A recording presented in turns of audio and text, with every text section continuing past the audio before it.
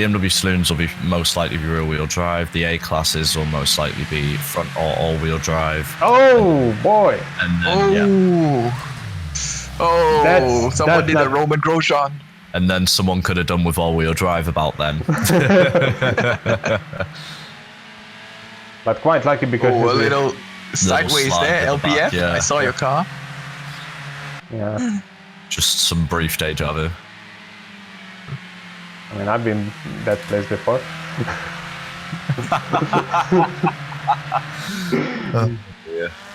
No bumps yet, but definitely some there were bumps, aggressive and lines. here are There we bumps.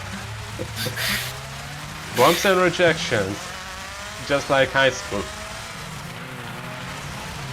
Come on, man, you can't do that.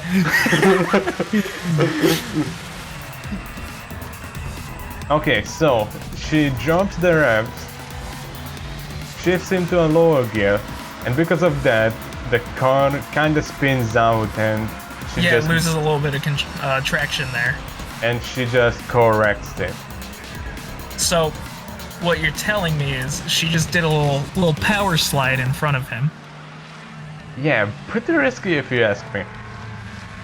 Pretty stylish, if you ask me. That's... If it looks cool, it's worth it. Until you lose because of it, then it's not worth it anymore. Then it sort of also entered the pits as well as Louis Cook. So Lance now... Stroll just pulling not only third place away, then take second, and then passing the leader as he was exiting pit lane to take first, then being passed out by Emma again. I'm not even going to try to pronounce the last name. And here we see... And we have essentially how the race started. Yeah. Lance trying to take first place out from under Emma. Only 4 laps to go. With a less than half-second split between the two. Lance managed to take first from her in under 2 laps. Let's see him do it in the remaining 4. Racing is just magic, right? Absolutely. You look away for half a second, you look back, and next thing you know, first place is in last place is in first, 3 different people have crashed, and one of the cars is upside down. Don't even know how it happened, it just did. A lot more common in American stock car racing, though. I'll give you that much. Sarah managing to hold first after going incredibly wide on that turn. Very impressive. Oh, there's another bumper that I guess the marshals don't really have enough time to climb the fences. I was about to say, you said the marshals are quick at removing debris, right?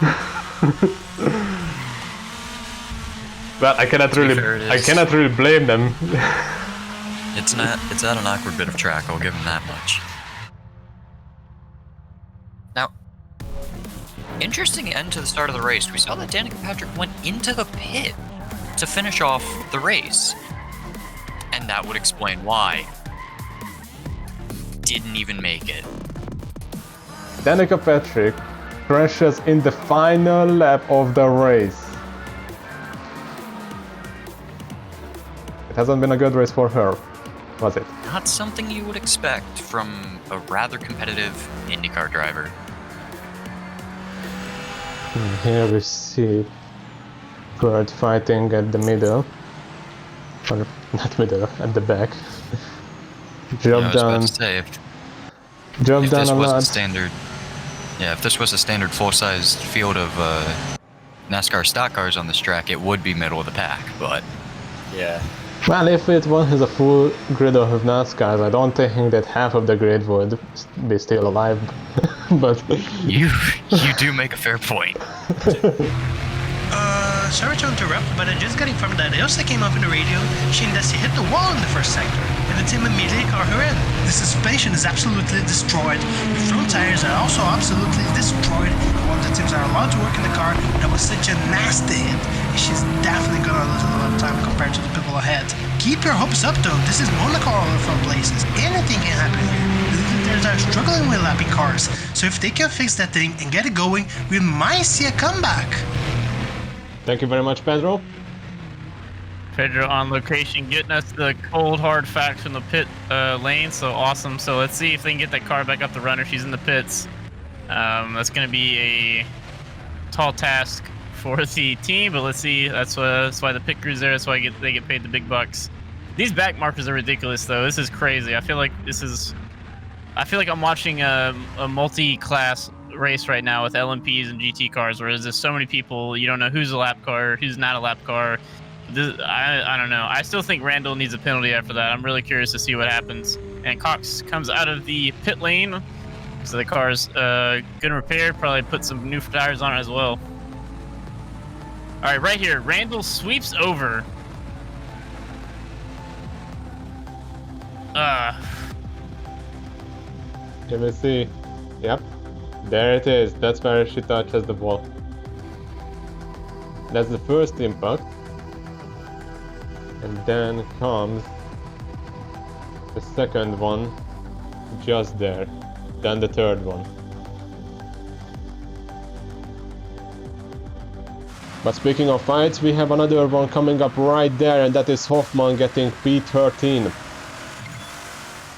So, I have some good news and I have some bad news. Good news is, if you wanted to play bingo during this race, no matter what combination you came up with before the start, the stars would align and you cross on the line and screaming out of your lungs. Not that you will want to do that with the engineers here at the garages, but anyways, bad news, however, is that one of the squares you must cross out is someone having mechanical issues. Roll the drums! That is right, it's Hoffman. He just came up on the radio saying that he was stuck in third gear, which is an enormous disadvantage on a track that favors shorter gear ratios and is full of medium speed corners and an uphill.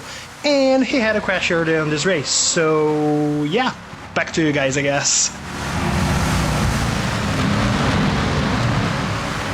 We seriously have to have a talk with him, Pedro. We have such a action-packed race and he's playing bingo with the engineers. Yeah. I do gotta say, though, that at least managed to give us some insight there that Hoffman's stuck in third gear. Well, let's see if he can cope with that. Yep. I mean, to be fair, while they're playing bingo in the garage, he's been playing ping pong there on the track with the other cars, so... Beautiful racing from those two. It's back and forth constantly. Lap 16, one more after this. Rain is really strong now. Looks like the rear suspension is badly damaged from the contact. Lower your speed on the straight. No matter what happens, do not get hit.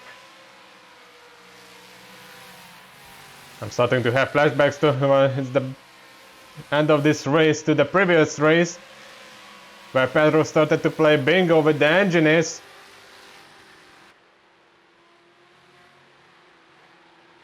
You know, I don't think we ever found out who won that match of bingo. Do you think they have another run now? I feel like it's too wet. I feel like the bingo scorecards would have been wiped clean with all this rain. But I'm still interested to know who won bingo at last race. We should probably contact him and figure that out for next season. Alright. Now, place your bets, everyone.